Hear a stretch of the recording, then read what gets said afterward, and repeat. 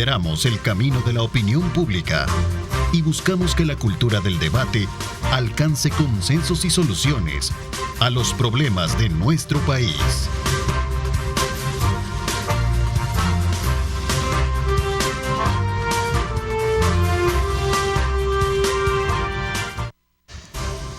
Miércoles 31 de mayo de 2023, como siempre un placer enorme acompañarles, continuar en esta maratónica transmisión que iniciamos desde muy tempranas horas de la mañana para mantenerlos bien informados. Gracias Luis Amayoa y a todo tu equipo.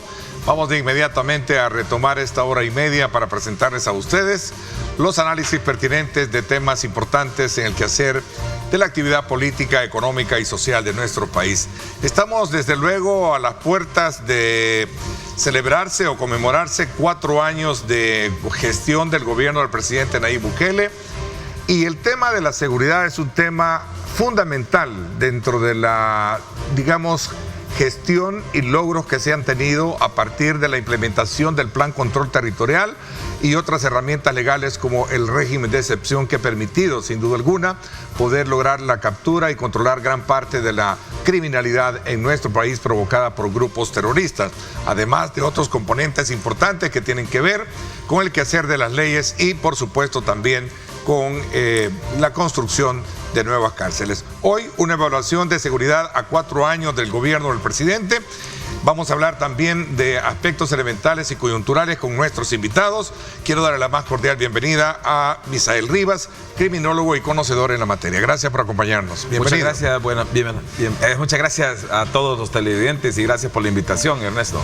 Gracias también. Quiero saludar a Vladimir Melara, él es arquitecto. Bienvenido, gracias por acompañarnos. Gracias Vladimir. A ti, Ernesto, por la invitación. Siempre un gusto compartir estos espacios, ahora la compañía con Misael, así que buenos días y esperamos tratar este tema importante, ¿verdad? 4 años ya de este gobierno.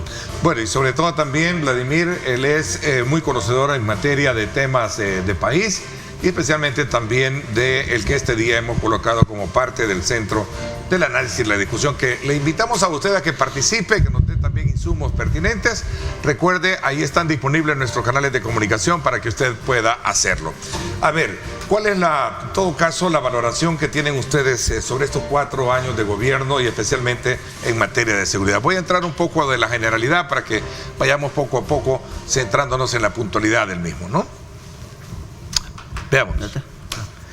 Bueno, creo que hemos venido viendo la evolución de un órgano ejecutivo en materia de seguridad en una forma realmente recogiendo los vestigios que le dejaron, que fueron mala información. Poseían inteligencia hasta el año 2015, en donde tenían registro de 77,000 mareros. Luego de esto se encuentran que no es así del todo. El Plan Control Territorial tiene los traspiés, que dicho sea de paso, con aquel fatídico 9 de febrero, vimos nosotros cómo es que el ímpetu del señor presidente se llegó a tal que rompió el protocolo de esa fecha, obviamente por la necesidad de querer ayudar a la población.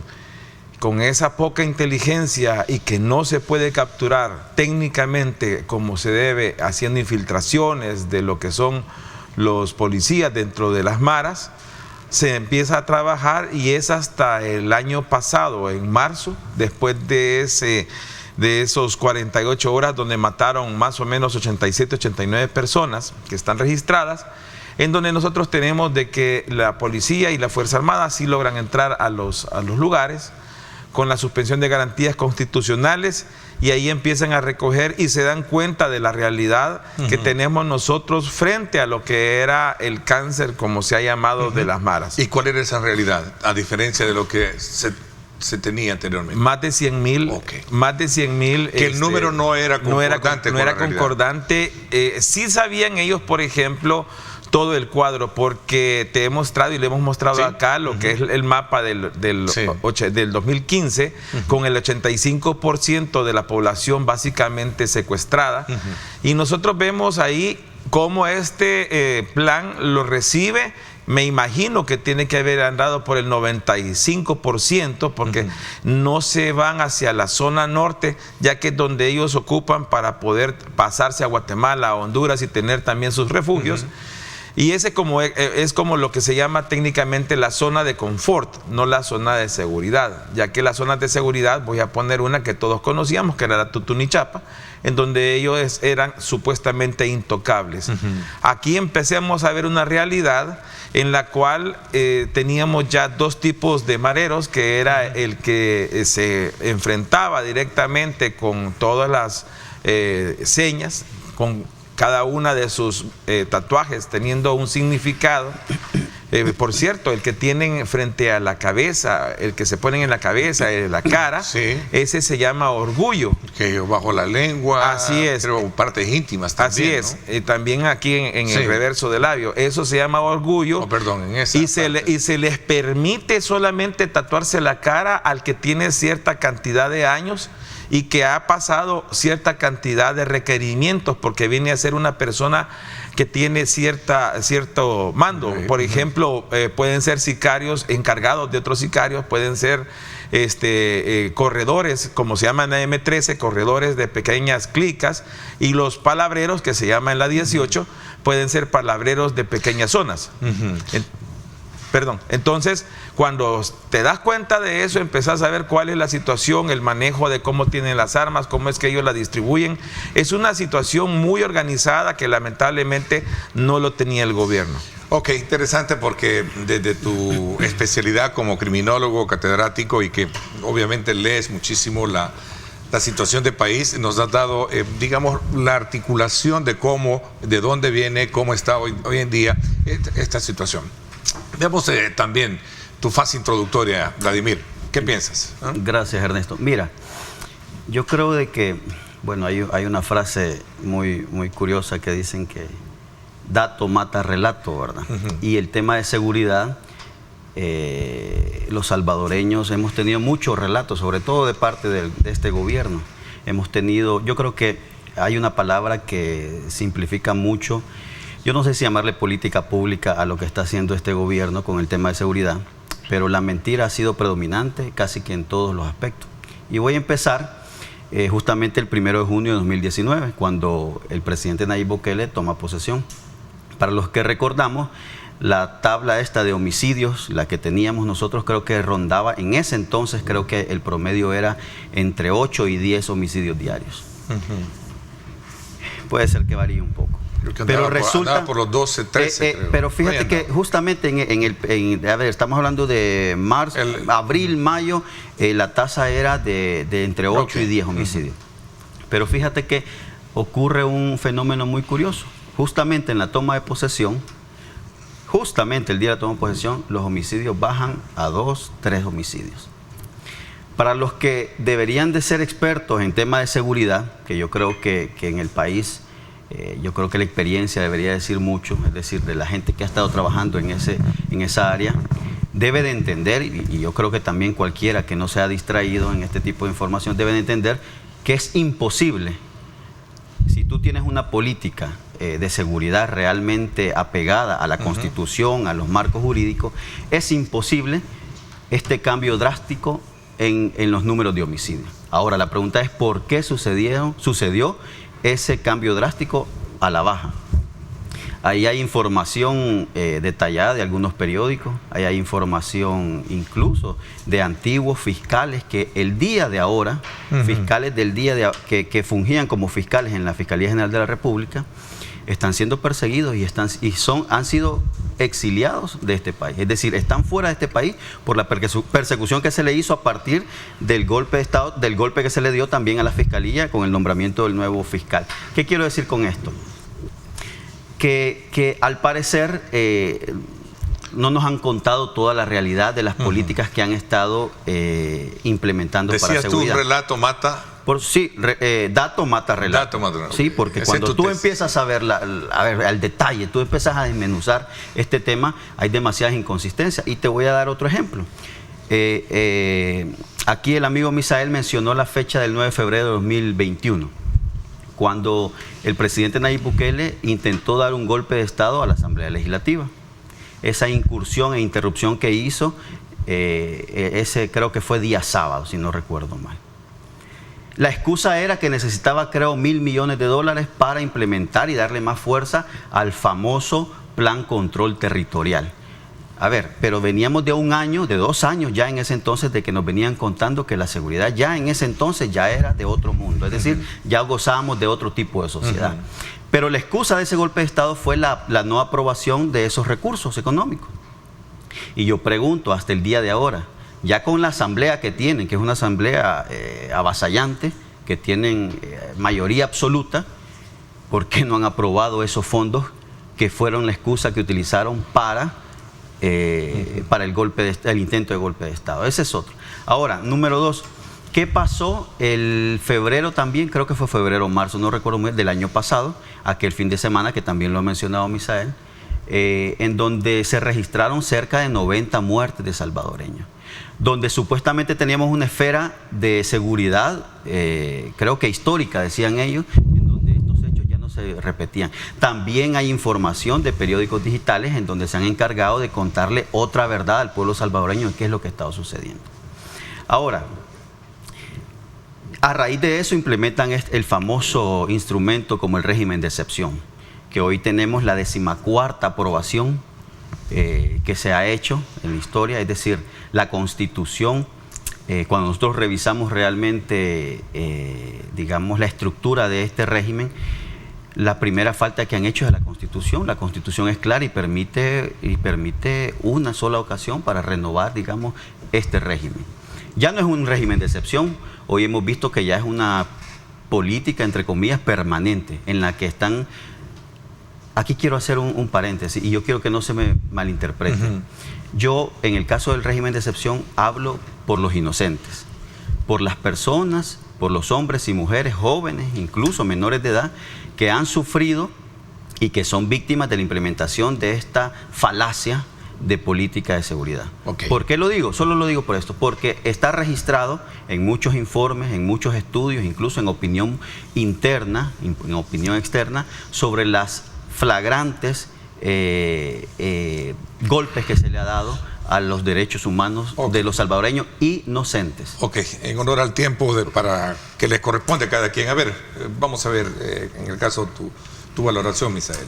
Sí, yo lamento mucho que la forma en que el arquitecto está utilizando lo del dato mata relato es un dato que es dentro de lo que son las investigaciones de los periódicos digitales. Y yo no conozco cómo se hizo esa información, ¿verdad? Entonces, pero voy a poner varios datos que creo de que al arquitecto Vladimir se le han olvidado un poco. Se toma posesión el 1 de junio del 2019, pero lo de la asamblea no fueron 2 años después, él acaba de decirlo, fue en febrero del 2020. Entonces, no hay esa distancia de cosas. No se puede considerar un golpe de Estado, porque el golpe de Estado se da contra el órgano ejecutivo, no contra la Asamblea Legislativa. Ahí lo que hubo fue una intromisión y lo que se llama un quebrantamiento del protocolo entre órganos. Y por esa razón es que 64 diputados no llegaron a hacerlo, solamente fueron 20. Sí, eso yo le he sostenido abiertamente, que el señor presidente cometió el error de estar en la Asamblea haciendo una función que no había sido invitado, como manda lo que es el protocolo de entendimiento. Recuerdo que tú lo mencionaste. Así es. Luego la otra situación es que el régimen de excepción hay que entenderlo bien. Aquí tengo la Constitución, dice el plazo, el artículo 30, el plazo de suspensión de las garantías constitucionales no excederá de 30 días. Ahí tiene razón el arquitecto. Pero dice, transcurrido este plazo, podrá prolongarse la suspensión por igual periodo y mediante nuevo decreto si continúan las circunstancias que lo motivaron. Punto. Ahí es la parte del artículo 30, inciso único. Les voy a explicar a los hermanos, yo soy abogado y soy litigante. El problema es que cuando el presidente presenta lo que es la petición de la suspensión de garantías constitucionales, él hace la narrativa y dice que es para exterminar el cáncer. Eso fue lo que dijo popularmente de las maras. Y cuando se presenta se da por eso. La situación de el amigo, el arquitecto Vladimir, dice que no se acuerda si fue en febrero. Para todos es bien conocido que fue en marzo. Cuando la muerte de los 26 exactamente. Sí, ese fue fin de semana. Y me acuerdo perfectamente porque estuve contigo y en otros medios analizando la situación. Tema, en particular martes 26. Así es, entonces... Perdón, fue viernes, comenzó sábado. Viernes sábado. Fue de jueves en la noche. Sí. Viernes sábado fue la masacre estas que han hecho. Entonces, las matanzas, exactamente. Entonces, ¿qué es lo que sucede? ¿Cuál es el amparo que están haciendo los ministros para seguir pidiendo este relato? Bien o mal, yo tengo que acatarme a esto, y si la Constitución dice que mientras continúen las circunstancias que lo motivaron, no fueron el hecho de que se mataron 87, 89 salvadoreños, fue eliminar este cáncer. Yo técnicamente te he venido diciendo, primero hablamos y dijimos que eran 4 meses más uno sesgado, más o menos, que tenían que estar haciendo el régimen, pero era con la inteligencia que se tenía. Luego nos topamos que hay un documental francés en donde dice el jefe de la clica de la parte de Soyapango, y dice que ellos tienen 87,000, solo ahí habían 10,000 de diferencia.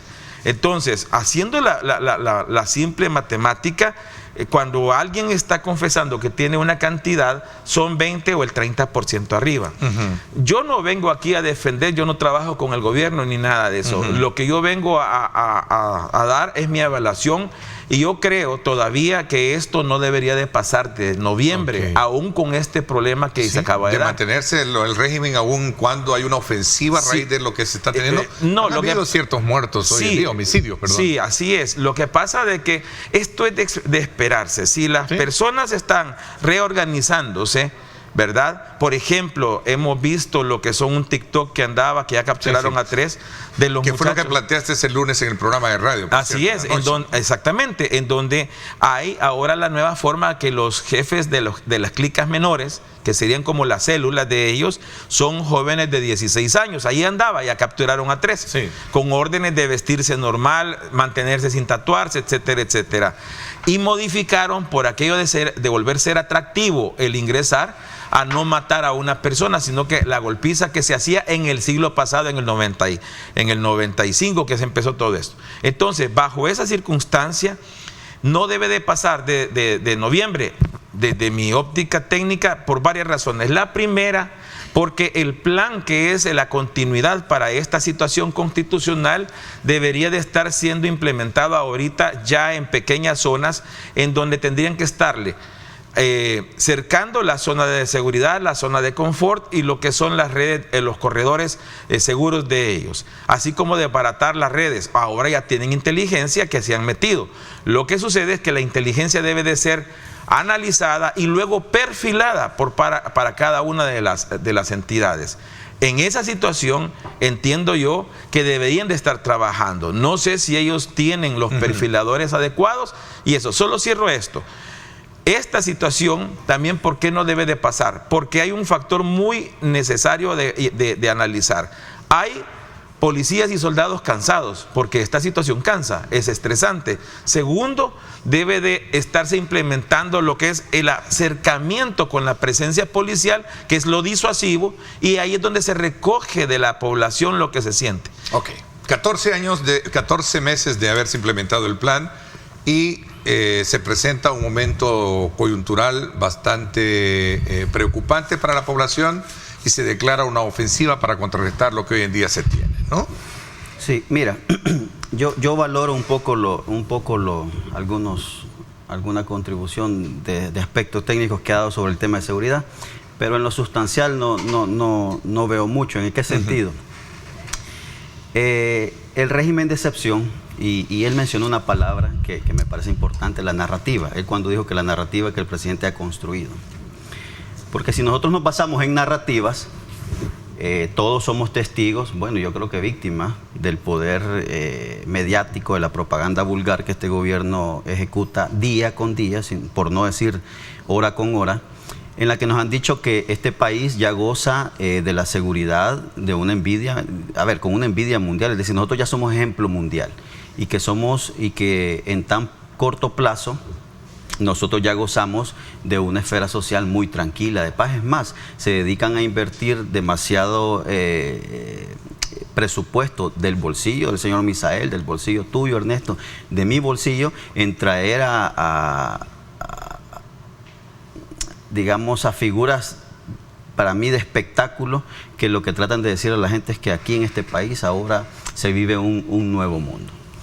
Entonces, en esa narrativa, si yo me baso en esa narrativa, las condiciones de seguridad al parecer ya cambiaron, las motivaciones para un régimen de excepción ya son distintas. Pero lo que hemos visto que con esta 14ª prórroga que han hecho, lo que refleja es, para mí, 2 cosas, mejor dicho, 3 cosas que quiero detallar. Lo primero es la incapacidad que tienen para estructurar un nuevo modelo, creo yo, que debería de ser jurídico, por supuesto, un marco reglamentario que permita volver realmente una política pública que combate la seguridad. No podemos pasar aquí 5 años más, 2 años más, 3 años más con el régimen de excepción. ¿Por qué? ¿Qué es lo que demuestra? Primero, la incapacidad. Segundo, la utilización también que me parece grotesca que hacen del régimen de excepción para utilizarla como un mecanismo electoral. Todos sabemos que la opinión pública es muy favorable con los supuestos resultados de este régimen de excepción. Y yo lo decía en otros espacios, Ernesto, el gobierno necesita que el régimen de excepción se mantenga vivo, que mantenga la necesidad. Es decir, necesitan crear una sociedad en pánico para que reconozcan que el régimen de excepción debe de permanecer, o sea, y debe continuar. ¿No lo ves como una herramienta facilitadora de poder entrar? La Constitución lo dice, es algo temporal. Y ya 14 meses no es algo temporal. Ese es segundo aspecto. Y el tercero que quiero mencionar es también la utilización que lo hacen para el control de la sociedad. Eso no se le escapa a ninguno que tenga una mínima capacidad de reflexión. El régimen de excepción. Y yo quiero ponerte para control de la sociedad. Por supuesto. ¿En qué sentido, por ejemplo? Un ejemplo práctico. Es un hecho. Por eso digo que los hechos matan el relato. La movilización y el desalojo que hicieron con los vendedores del centro histórico. Hay demasiados testimonios también en los que les dijeron apaguen su celular y les dijeron les damos 15 días para que desalojen. Conversaron, un pequeño diálogo, por supuesto lo tuvieron, pero si no lo hacen vamos a aplicarle el régimen de excepción por medio de el Ministerio de Seguridad. Ese es un ejemplo, sí, para no mencionar también a otros segmentos de la población que han sufrido, digamos, la intimidación de que se les aplique Recojo el análisis de algunos estudiosos en esa materia y te lo voy a traducir así de manera muy puntual. Si no hubiese sido así, de agarrar al toro por los cuernos, la situación en el país estuviera desbordada. No, yo coincido. Mira, yo por eso quiero hacer esa acotación. Aquí nosotros estamos hablando, y me refiero a que gente que estamos en acuerdo en que El Salvador debía de vivir una transformación real, sobre todo en el tema de seguridad, estamos de acuerdo y estamos muy contentos con la reducción de homicidios. Ese es uno. Pero eso no se debe de confundir con el sufrimiento de los inocentes en la vulneración de los derechos. Es decir, vos no podés agarrar el canasto completo, porque esa es una incapacidad. El Estado, por eso es el Estado, porque tiene las herramientas, tiene las condiciones económicas para combatirlo profesionalmente. Ya vamos a llegar a ese escenario también que tiene que ver con la denuncia de cómo se han cometido ciertos errores a la hora. Pero regresando al elemento, contigo que hemos estado también estudiando este tema, se logra llegar a la conclusión de que se necesitaba tener las herramientas pertinentes para poder, más allá de la voluntad política, resolver un problema que por años, en 30, 35 años, en este país no se había podido resolver, que es el tema de la seguridad. Para nadie es un secreto saber de que tenemos un escenario y que tenemos también a la par lo que dice Vladimir. Yo no estoy más que solo traduciendo y llevando a la mesa estos dos campos de acción que han habido y se han cometido graves violaciones de derechos humanos, pero vamos a llegar a eso. Quedémonos en el primero para un poco darle respuesta a los elementos que han logrado esbozar en este caso Vladimir frente a este análisis. Sí, yo considero que el arquitecto Vladimir está de acuerdo conmigo que esto no puede ser permanente, pues. No podemos cometer otra vez el error que se tuvo en la guerra, que tuvimos 12 años de suspensión de garantías constitucionales, que era el régimen de excepción de aquel momento, que fue avalado por esta Constitución. Sin embargo, lo que debe de hacerse, como yo lo dije, es un plan que debe de darle las herramientas suficientes. Proponíamos incluso aquí en este canal, en el programa Pulso Ciudadano, que nosotros debemos de llevar a cabo una propuesta de una ley que esté amparando la actuación, por ejemplo, de la forma de investigar y de poder concretar lo que se llama en otros países la persona de interés o el individuo de interés. Esa es una forma y la he propuesto, es una ley que se puede hacer y no tiene que reformarse la Constitución.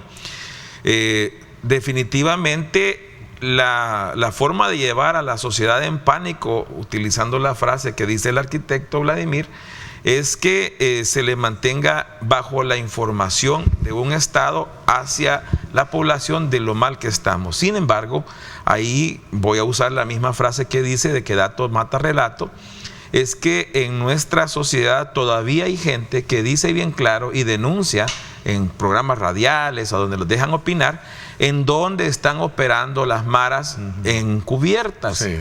Y estas dicen, y los he dicho abiertamente, ciudadarse en los cantones cercanos a Santa Lucía, Santa Rosa, Apopa, en las zonas que están exactamente entre el corredor entre Apopa y Tonacatepeque, en la parte de Nueva Concepción, en el corredor que está entre Nueva Concepción y lo que es la cabecera departamental, para citar algunos. Esa situación creo de que no es un pánico, sino que es una verdad. Y estoy de acuerdo que se han cometido errores. Lo que hay que diferenciar es si son violaciones a derechos humanos o tratados derivados de los derechos humanos. Ok, ¿cómo saber esa diferencia? Vamos a hacer una pausa. Perfecto. Y cuando regresemos vamos a tratar la manera de descifrar también eso en el marco de lo que hemos hablado, 4 años del actual gobierno que se cumplen el día de mañana. Y en ese contexto hemos venido estos días atrás haciendo evaluaciones en materia de educación, en materia económica y ahora en este otro factor que tiene que ver con la seguridad. Vamos a la pausa, son las 6:58. Gracias por estar con nosotros.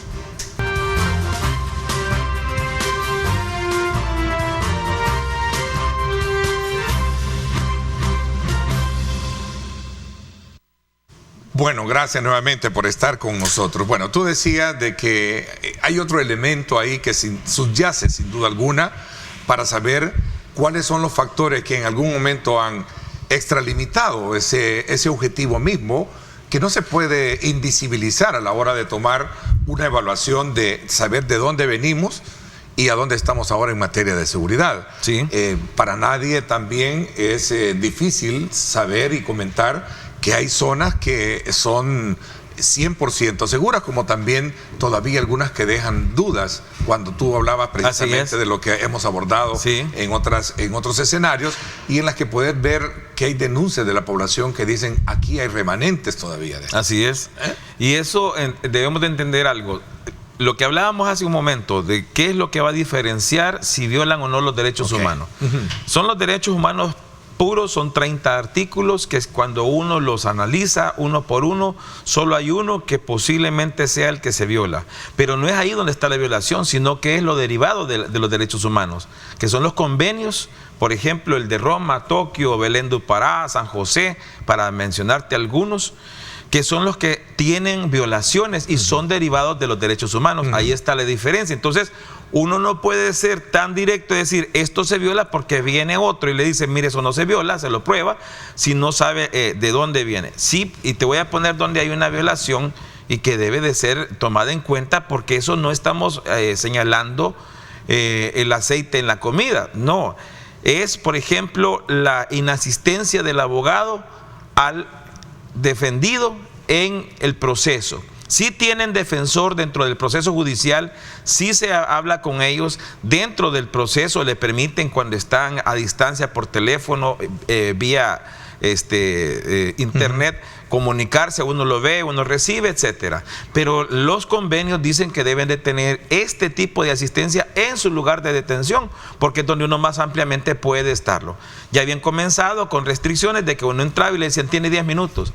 Y si uno le caía mal a la persona, a los 5 ya le estaba sacando y uno decía, bueno, está bien, me voy. Entonces, esa sí es una violación. Ahora, también, por ejemplo, ya que estamos hablando, y esto es de política interna, criminal el separar lo que son los delincuentes comunes de los delincuentes que, como estos, están catalogados como terroristas.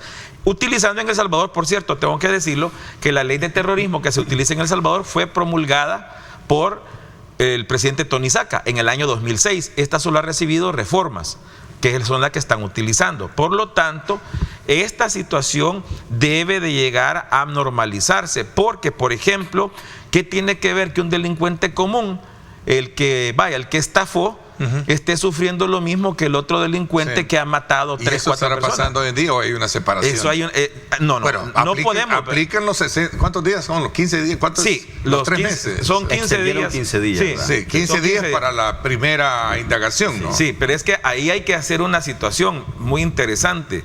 La Fiscalía sí está tomando en cuenta lo que es los 15 días, que cuando son delincuentes comunes les están dando las 72 horas.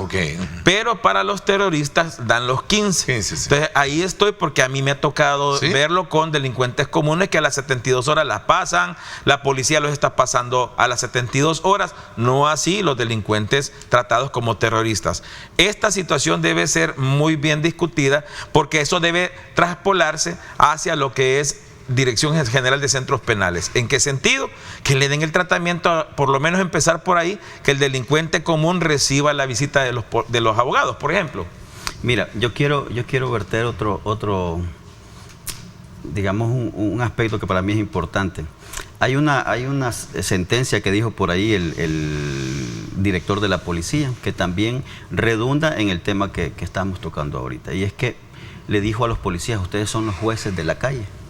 Sí, oye, esa sentencia es demasiado peligrosa, temeraria, porque los policías, hay un elemento subjetivo de ellos, en los que les alimentas, por supuesto, la proporción de las capacidades, facultades e incluso prerrogativas que ellos tienen ante la seguridad ciudadana.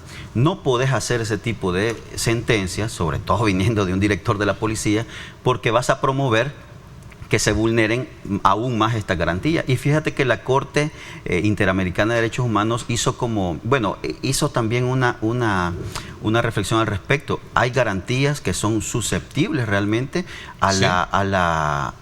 digamos, a esta permanencia de este tipo de regímenes de excepción. ¿Pero qué se puede hacer para que no se den esa captura de personas que no tienen vínculos entonces? Lo que pasa es que sucede igual, si ustedes recuerdan también, el estado de emergencia que vivimos para el tema de la pandemia. Los policías estaban llenos, y a esto le agregas el tema emocional, que eran agentes policiales que tenían más de 48 horas de servicio. Tú le sumas a ellos el estrés, la carga emocional que tienen, y tú le presentas y los llamas a ellos a trabajar, y le das estas herramientas en donde les dicen: miren, ustedes son los jueces de la calle, ustedes pueden capturar según su criterio, y ahí es donde tú empiezas a vulnerar. Es sencillo. Yo creo que, y repito lo que dije al inicio, son 14 meses ya, 14ª prórroga que hemos vivido de este régimen de excepción. A estas alturas, el Estado salvadoreño debería de tener ya un andamiaje, por supuesto, su propio marco jurídico que evite tener eso. Esa es tu tesis. Sí, así es. ¿Sí? No se puede seguir con esto. El señor Misael ya lo dijo, no se puede seguir, no podemos vivir permanentemente. ¿Cómo puedes contener una situación pero es que, mira, de alza en el número de homicidios que le hemos tenido repentina de hace un mes? Pero la narrativa oficial que hemos tenido... Desde hace unas 2 semanas. A ver, pero por eso decía yo también otro elemento, la mentira. La narrativa oficial que tuvimos a partir del 1 de junio del 2019 era que la seguridad cambió inmediatamente. ¿Es mentira luego, la muerte del soldado? No es mentira. Luego creo que 2 homicidios más. Entonces cambiemos la narrativa y demos la información, porque este es otro elemento.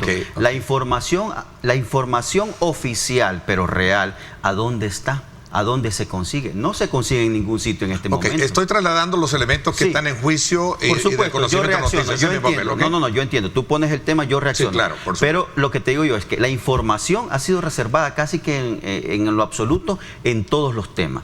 Y la seguridad no se escapa, son 7 años, entonces por eso te digo, pero la narrativa nos dice que estamos viviendo una sociedad ya tranquila, es decir, a niveles europeos, de países como Noruega, Bélgica, Suecia, Finlandia, Australia, así lo dicen incluso diputados que yo lo he escuchado. A ver, ¿por qué esa reacción? ¿Por qué tu reacción? Mira que, solo permíteme 30 segundos. Me encantó la reacción de Misael, porque esa es la reacción que tenemos los salvadoreños, que tenemos un mínimo de reflexión cuando escuchamos a, perdón que lo diga, a esa piña de funcionarios expresarse así de este país, porque sabemos que es una mentira. Este país está en un proceso y somos un país que realmente tiene demasiadas limitantes para que empecemos a decirle al mundo, empecemos a traer aquí youtubers, comunicadores y un sinnúmero de protagonistas que lo que hacen es, de verdad, deformar la realidad que tenemos. Vamos a ver, ¿por qué tu reacción? Sí, me sonreí por una sencilla razón, utilizar lo que era absurdo.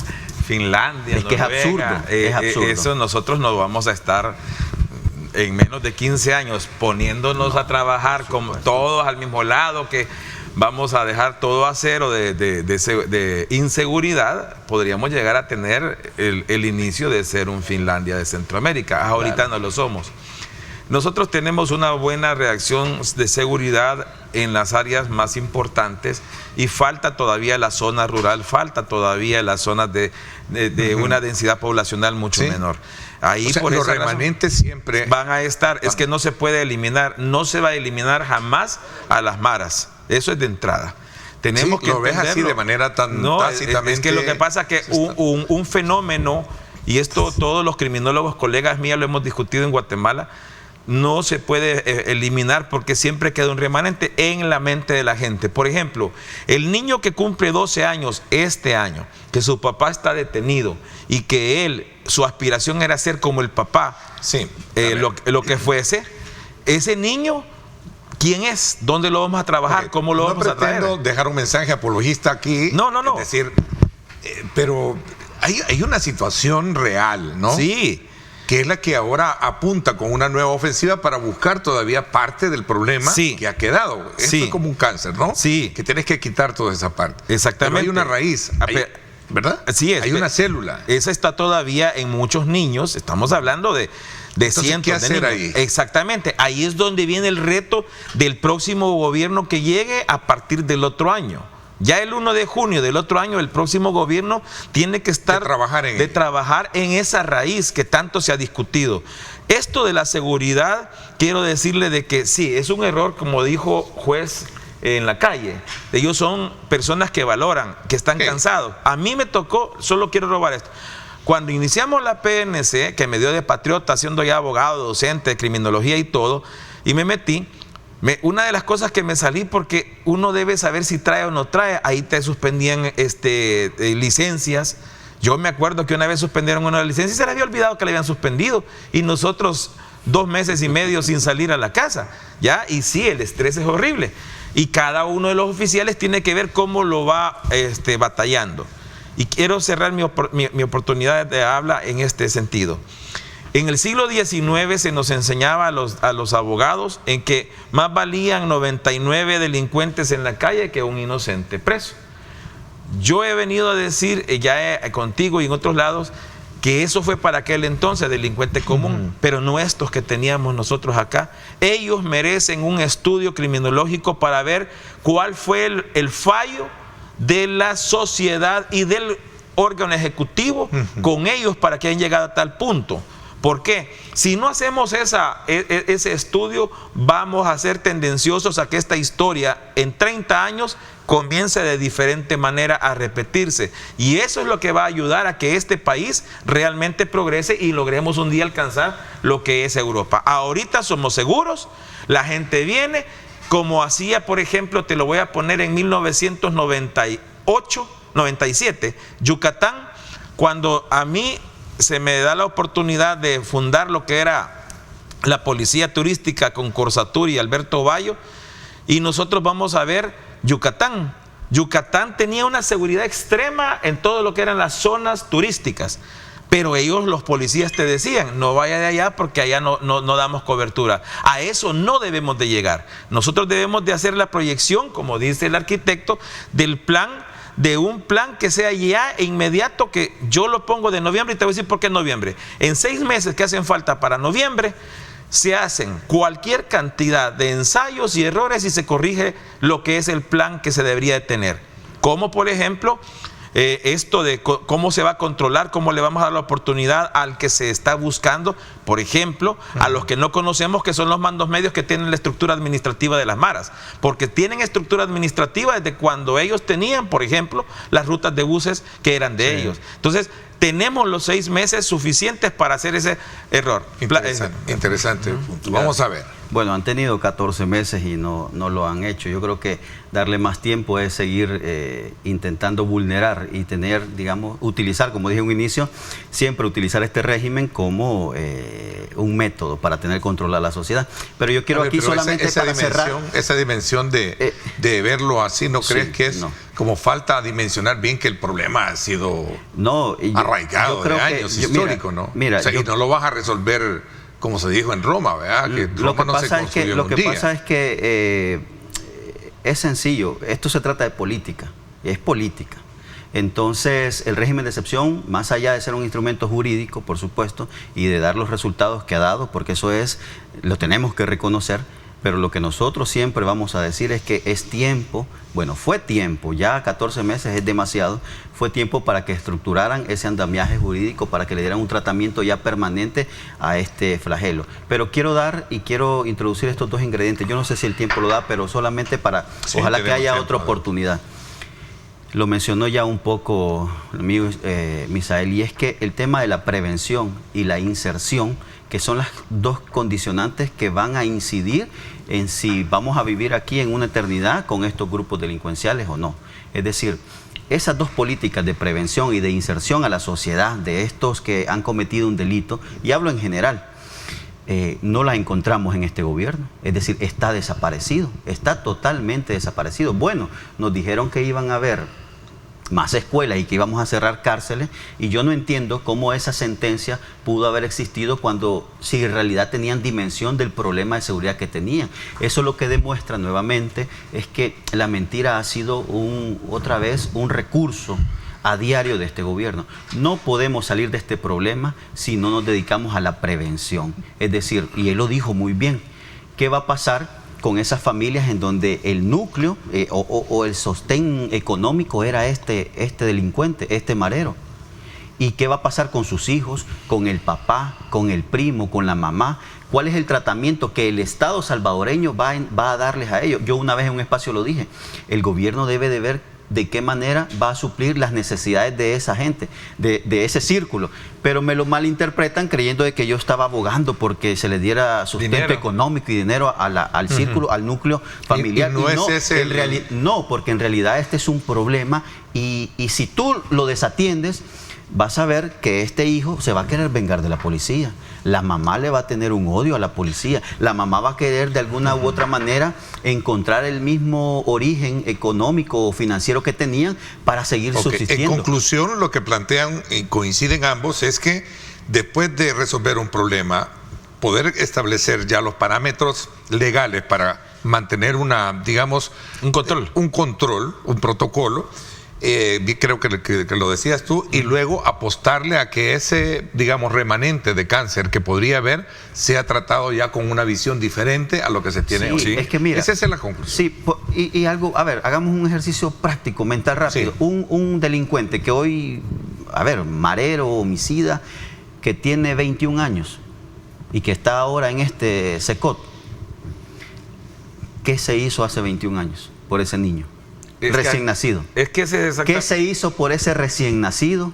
No se hizo absolutamente nada. Entonces, por eso es que digo yo, ahora con estos chicos, estos niños de 1 a 5 años son los que el Estado debe de invertir gigantescamente para que este muchacho vaya a la escuela, saque su bachillerato, empiece sus estudios y sea un nuevo modelo, y empecemos a construir un nuevo modelo de sociedad. Pero eso lamentablemente no se está haciendo. Es el reto. Se prepara el camino para poder establecer un nuevo proyecto de código procesal, entiendo, ¿no?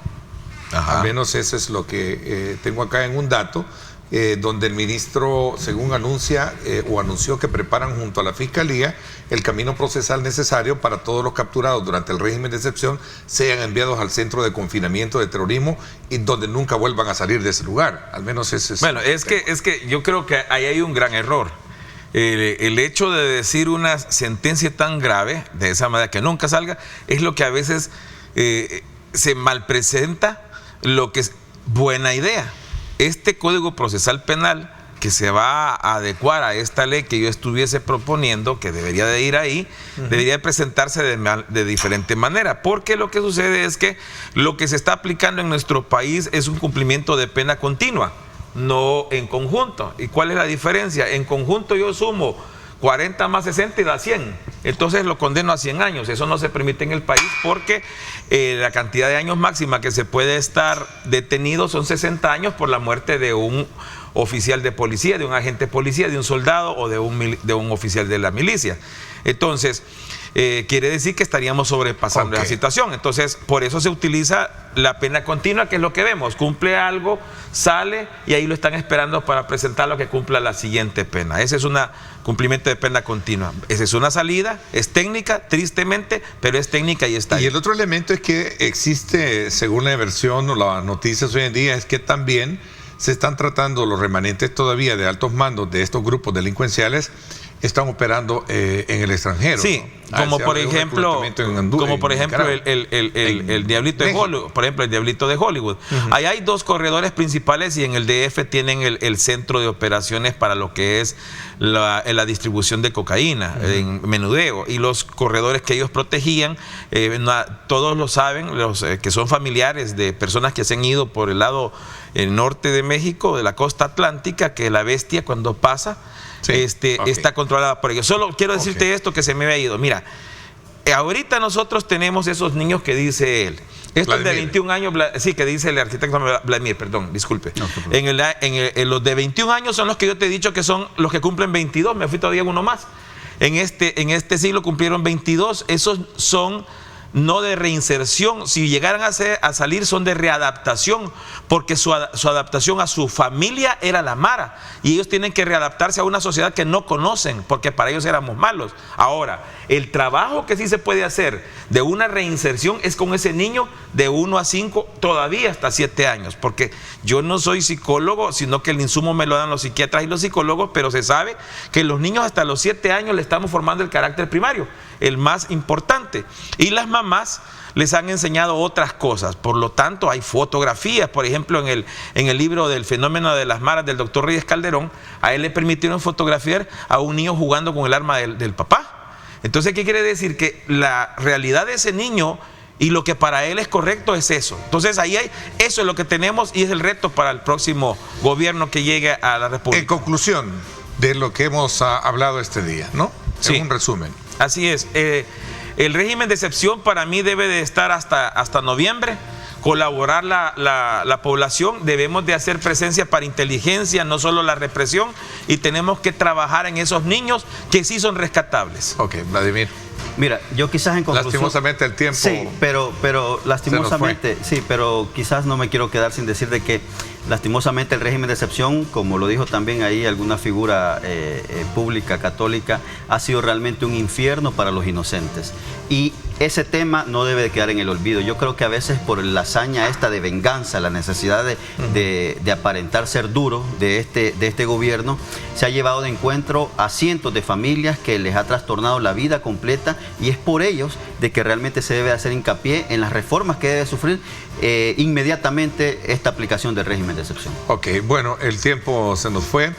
Quiero agradecerles a nombre de todo el equipo editorial de Diálogo 21 el que hayan aceptado la invitación de poder venir a hablar en el programa de este tema y sobre todo en el marco de estos 4 años de gestión del gobierno actual. Muchísimas gracias. Te agradezco. Muchas gracias, Ernesto. Muchas gracias, arquitecto.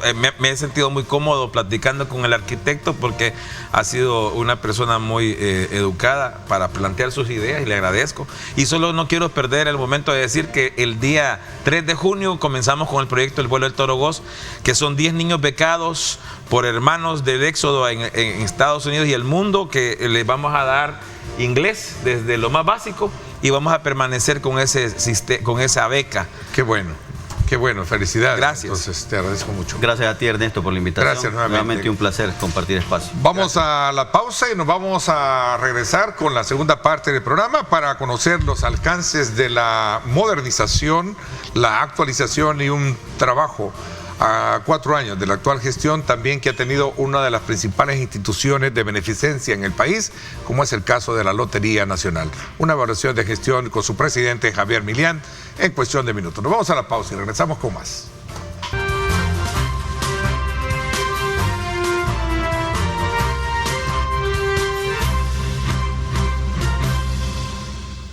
Bueno, gracias nuevamente por estar con nosotros a esta hora de la mañana.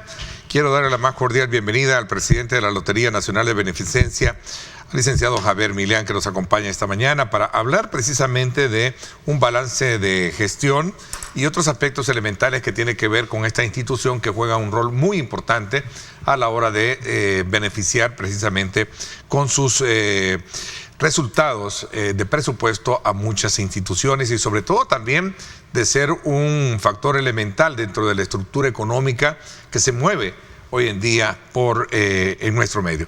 Gracias, presidente, bienvenido al programa. Muy buenos días, Ernesto. Un saludo a cada una de las personas que nos está viendo a través de Canal 21. Es un gusto poder estar acá y listo para poder responder todas las preguntas que se tengan alrededor del tema de los juegos lotéricos acá en el país. Bueno, es más allá de una pregunta, me gustaría conversar contigo, dialogar esta mañana, sobre todo saber el antes y después en la que nos encontramos ahora previo a conmemorarse el 4º año de gestión del gobierno del presidente Nayib Bukele y ver de dónde viene la institución y cómo está hoy en día, ¿no? Hablamos de la Lotería Nacional de Beneficencia. Interesante la pregunta, Ernesto. La Lotería Nacional de Beneficencia, antes de que nosotros llegáramos, tenía 2 años de no hacer beneficencia. Y antes de ese periodo, por ejemplo, tenía un promedio anual de 16 días de actividad de beneficencia al año. El año pasado, por ejemplo, cerramos con 136 días activos de beneficencia. Pasamos de 16 días a 136 días activos en el tema de beneficencia. Solo para ir poniendo un antes y un después en el pilar más importante de la institución, ya que el gran objetivo de la lotería es obtener fondos para contribuir a lograr los fines del Estado, especialmente en los temas de salud y temas sociales. Sí, jugar, ganar y trasladar. Es correcto, es correcto. En ese sentido, tuvimos una lotería que estaba en una situación extremadamente complicada. Yo cuando llegó a la lotería pensé que al par de meses de estar ahí me iba a tocar agarrar las llaves y llevarlas a casa presidencial y decirles esto no da más. O sea, estaba técnicamente quebrada. Técnicamente quebrada. Es increíble la situación en que se encontraba. Nosotros pertenecemos también a una corporación iberoamericana de loterías de Estado, en donde podemos darnos cuenta cómo se encuentran las otras loterías de la región. Y es impresionante ver la diferencia del manejo que se tienen en las loterías en otros países y el desempeño que tenía la lotería aquí en el país. Es una diferencia abismal. ¿Y el por qué? Pues fácilmente por la mala visión o por la visión que se tenía anteriormente, en donde básicamente lo que se buscaba era prácticamente quebrar a la institución. Entonces, fue una situación extremadamente complicada. Asumir las riendas de la institución. Otro parámetro, un antes y un después, por ejemplo, lotería instantánea, que es otro de los productos con los que contamos. Lotería instantánea, durante los últimos 10 años, antes de esta administración, la facturación anual promediaba 2.5 millones de dólares. Este año particularmente lo vamos a cerrar arriba de 12 millones de dólares solo en lotín. Es decir, promedio anual durante los últimos 10 años era 2.5 millones y este año lo vamos a cerrar arriba de los 12 millones de dólares. Esa es la diferencia de la visión que tenemos ahora con la institución, siguiendo la orden del presidente Nayib Bukele, en el cual teníamos que llevar a cabo un proceso de modernización en en la institución, implementando los diferentes juegos y ampliando la paleta de productos, pero también refrescando y modernizando los juegos con los que ya contábamos, es decir, la lotra o lotería tradicional, el billete o el pedacito, como se le conoce, y la lotería instantánea, o mejor conocido como lotín. Es decir, hemos llevado a cabo todo dentro de un mes que entra también la lotería electrónica. Electrónica, que ya vamos a hablar de ello. Pero antes me quiero detener un poco para comprender bien el antes y el después. Venimos de tener 16 días activos de beneficencia a 136.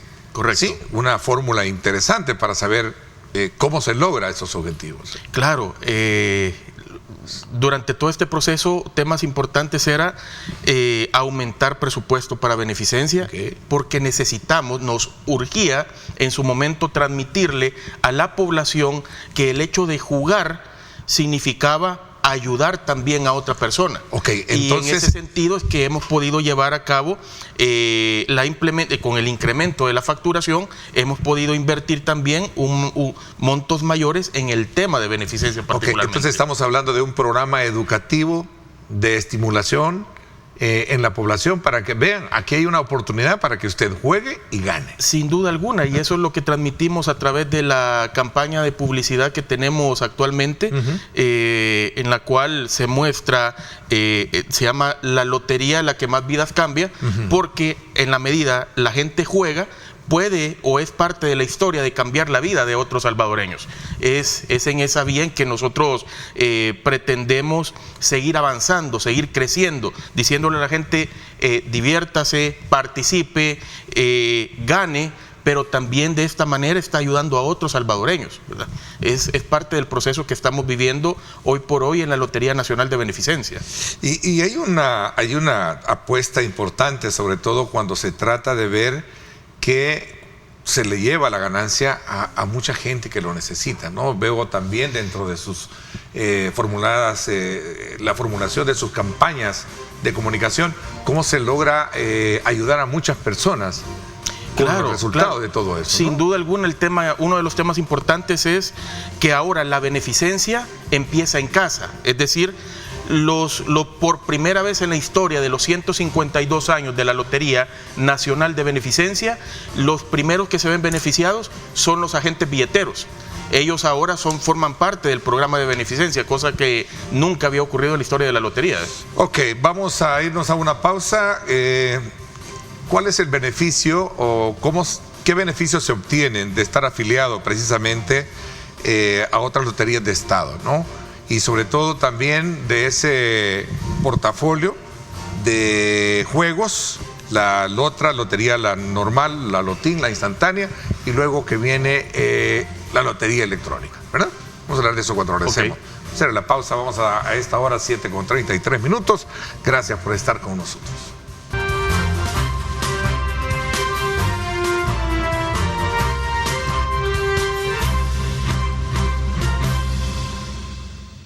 Bueno, gracias nuevamente por estar con nosotros. Esto de estar afiliado a loterías de Estado, de otras loterías de Estado, ¿cuál es el beneficio que se obtiene? La experiencia es combinar esfuerzos o, en aquel caso, estrategias que les han permitido también a ellos mantenerse vigentes, porque sin duda alguna aquí, y creo que lo hemos conversado en el pasado, ¿no?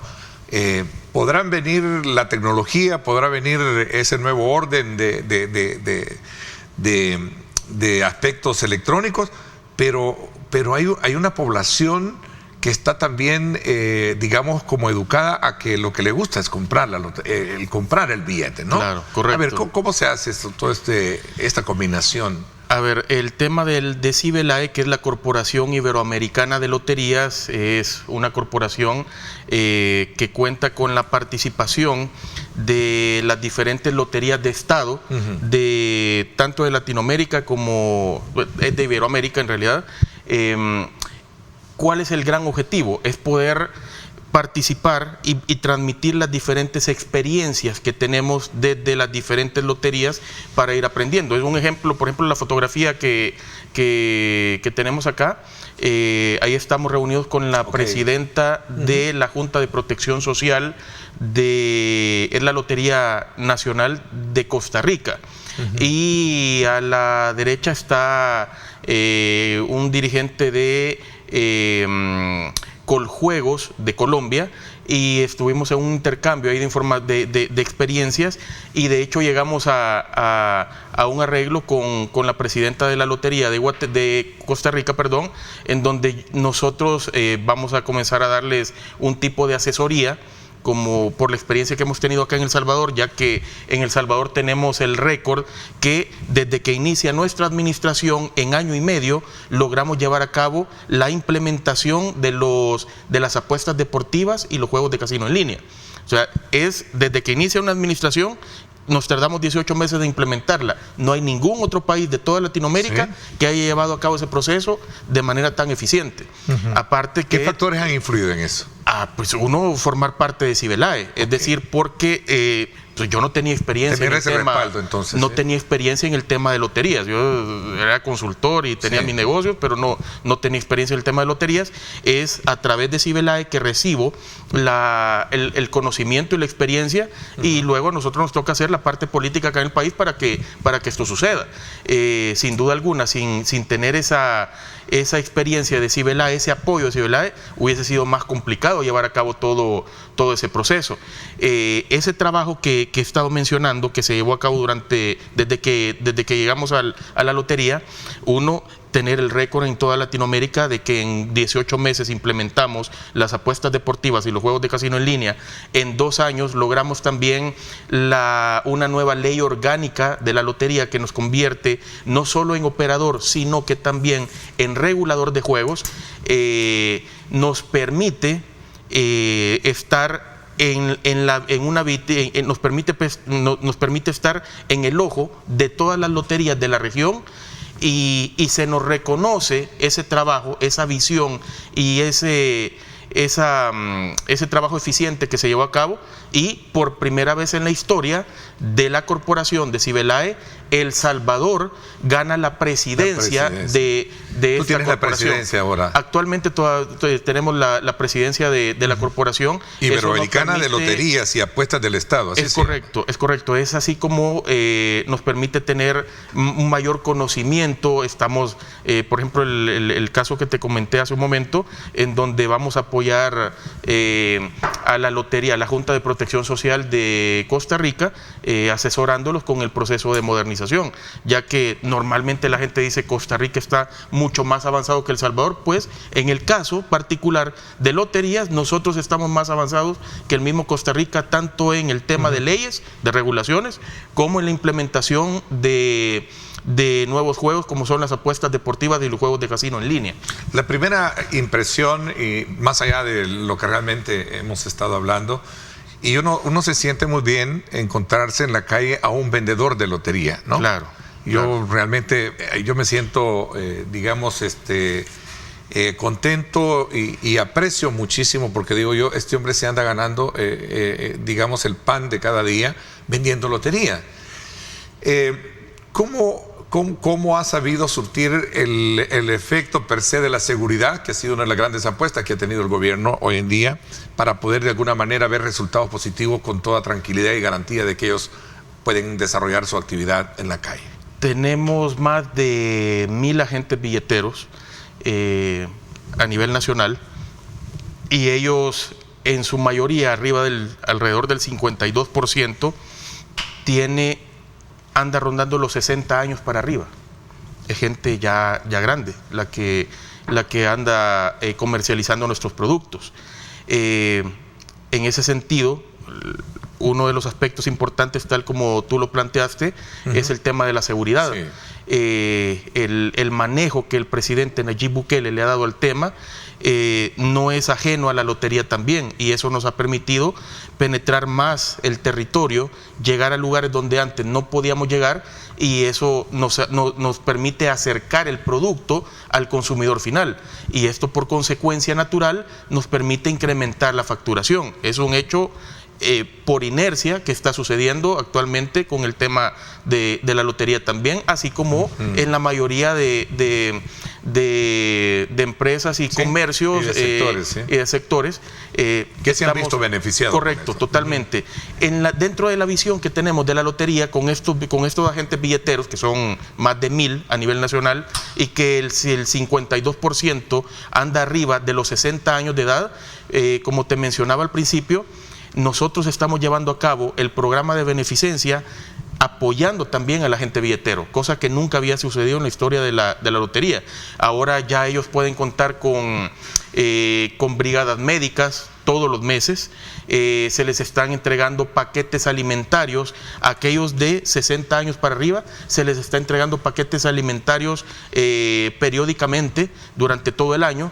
Y estamos por implementar también brigadas oftalmológicas en donde les vamos a brindar, aparte del examen visual, pues los anteojos con la graduación que ellos necesiten, cosa que nunca había sucedido en la historia de la lotería. Ahora los primeros que van a recibir la beneficencia son los agentes billeteros. Estos más de 1,000 agentes van a tener o están teniendo ya este tipo de beneficios, y es parte de la visión que tenemos, estar apoyando también a los billeteros, y no solo que sean un componente o un brazo comercial que distribuye los productos lotéricos, ¿verdad? Sí, son dos proyectos, ¿verdad? La lotería que más vida cambia y el proyecto Juntos Hacemos Beneficencia, ¿no? Sí, claro. Estamos, por un lado, apoyando a los billeteros con estos beneficios. Luego también estamos articulando con las diferentes municipalidades para poder llevar el tema de salud a través de las brigadas médicas a nivel nacional.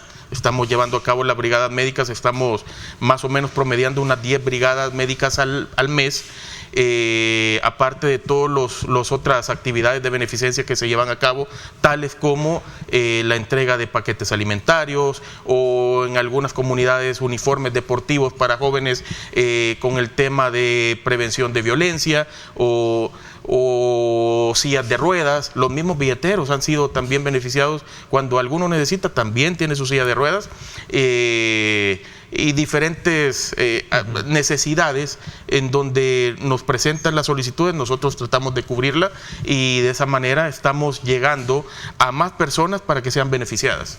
Ok, entiendo que viene el Loto, que es un nuevo producto, ¿verdad?, que ustedes están promoviendo y anunciando, y que esto va de alguna manera también a enriquecer el proceso de modernización de la lotería parte con una innovación gradual dentro de los productos con los que ya contamos, tanto la Lotra como el Lotín. Ahora pueden ver los diseños que tiene el Lotín y la Lotra. Tenemos hoy por hoy los mejores diseños de toda Latinoamérica. O sea, tratamos de cuidar hasta esos pequeños detalles. Tenemos las estructuras de premios, también vamos a tener sorpresas para los próximos meses con nuevas estructuras, que los mismos juegos de Lotín, por ejemplo, ya van a traer también premios de celulares y algunos productos de este tipo. Ya lo vamos a estar anunciando, creo que un par de meses ya van a estar en el mercado. Pero también tenemos innovación radical. Dentro de la innovación radical es la que mencionábamos hace un momento, es la implementación de las apuestas deportivas y los juegos de casino en línea, y este ciclo de modernización, de implementación de nuevos productos dentro del proceso de modernización, se cierra este primer ciclo dentro de mes y medio más o menos. Allá por el 10 o 15 de julio estaremos dando la buena noticia que vamos a arrancar con la lotería electrónica, es decir, es otra modalidad con la cual la gente va a poder participar, va a poder jugar. Esto es una versión más dinámica de la lotería, porque vamos a tener sorteos diariamente, son premios más pequeños, pero todos los días vamos a tener diferentes sorteos, y la gente va a poder participar comprando productos desde 25 centavos. Interesante, vamos a hablar un poco más en detalle. También entiendo que hay una apuesta muy importante para promover el tema del deporte, ¿no? Claro. Vamos a hablar de esto cuando regresemos. Gracias por estar con nosotros.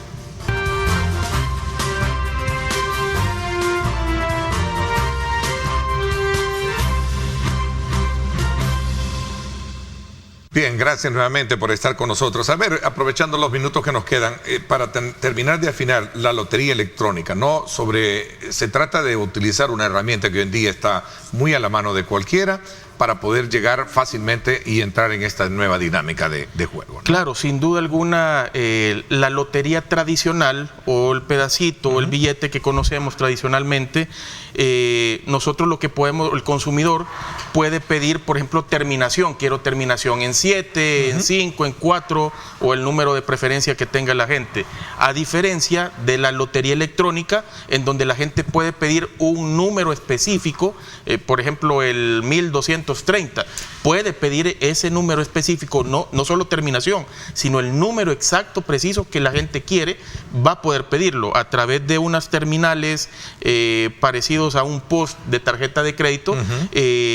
La gente va a poder pedir un número específico y va a poder participar desde comprando el billete desde 25 centavos. Es decir, son sorteos mucho más dinámicos. Como mencionaba hace un momento, la idea es poder tener hasta 3 sorteos durante el día, todos los días, ¿verdad? A diferencia de la lotería tradicional, que solo tenemos un sorteo a la semana, pero que a diferencia de la lotería electrónica, la lotería tradicional tiene un primer premio sumamente alto. Van a ser premios más pequeños, pero es más dinámico, ¿verdad? Esa es la diferencia. Así complementamos ambas loterías. Qué bueno. ¿Cuál es otro de los aspectos? ¿Cuál es el apoyo que se le está dando al tema del deporte? Entiendo que van en un patrocinio muy importante hoy con motivo de los Juegos Centroamericanos. Claro, desde el año pasado, el primer objetivo era sacar de la crisis a la institución y luego comenzar a apoyar más el tema de beneficencia. Un aspecto importante es el tema del deporte, y desde el año pasado comenzamos a apoyar este tema particularmente, sumándonos a la visión del presidente ad honorem del INDES, Yamil Bukele, su gran visión de sacar adelante el deporte desde sus diferentes ramas. Nosotros nos hemos sumado desde el año pasado. Hubo una aportación alrededor de $350,000 el año pasado para el deporte. Este año vamos con una aportación del doble o un poco más del doble, en donde estamos apoyando particularmente la Liga Nacional de Básquetbol con FESABAL, apoyando tanto el masculino como femenino. En el masculino son 11 equipos a nivel nacional que participaron, esperando que se unan más equipos en la segunda vuelta. 220 atletas beneficiados, 8 departamentos en 11 municipios. Y en el tema femenino son 5 equipos a nivel nacional y son 75 atletas beneficiadas. Tenemos también la Liga Nacional de Fútbol. En tenemos alrededor de 300 atletas masculinos en los 14 departamentos del país. La Liga de Fútbol Playa también. Estamos apoyando la Liga de Fútbol Playa.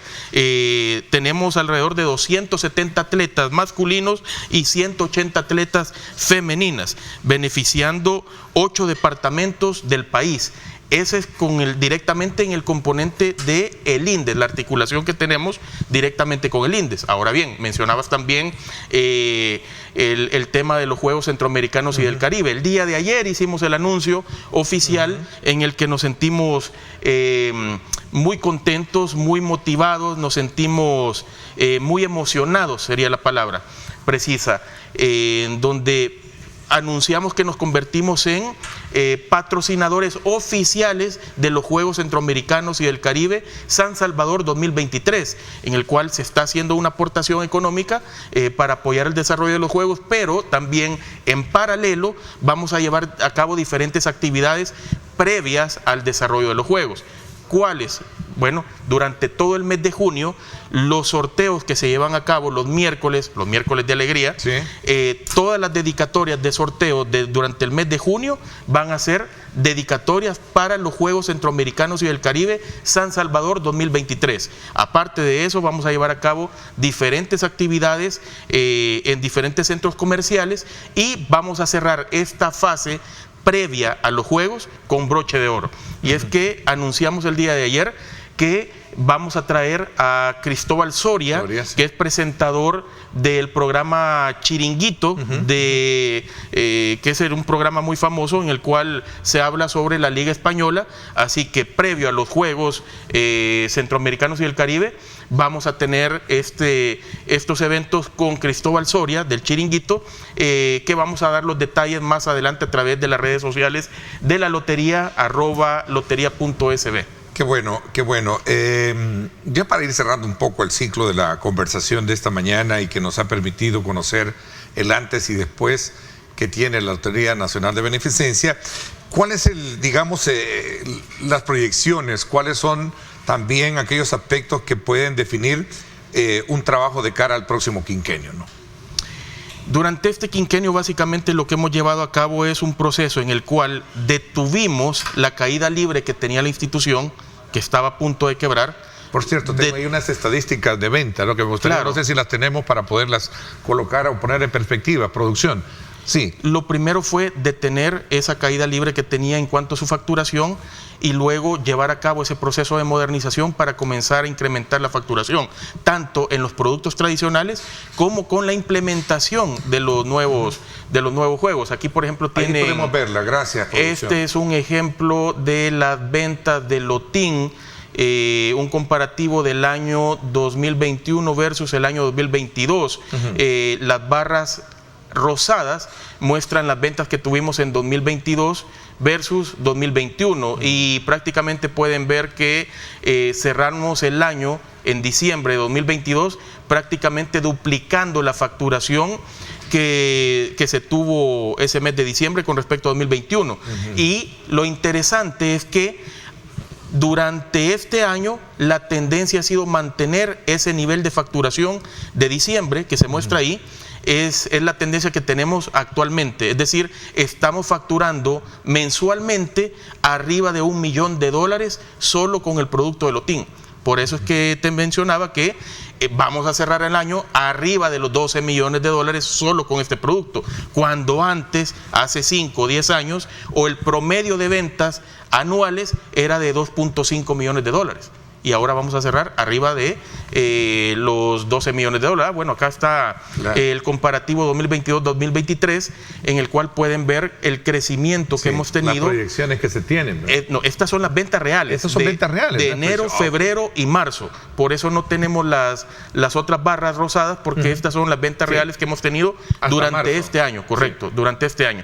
Así que de esa manera podemos garantizar que estamos vendiendo arriba de $1 millón cada mes a mes, y eso nos va a permitir llevar a las ventas récord, cosa que nunca había sucedido en la historia de la lotería, superar los $12 millones solo con este producto. En el tema de la lotra, por ejemplo, también cuando nosotros llegamos andaba por los $27 millones, más o menos, la venta de lotra anual.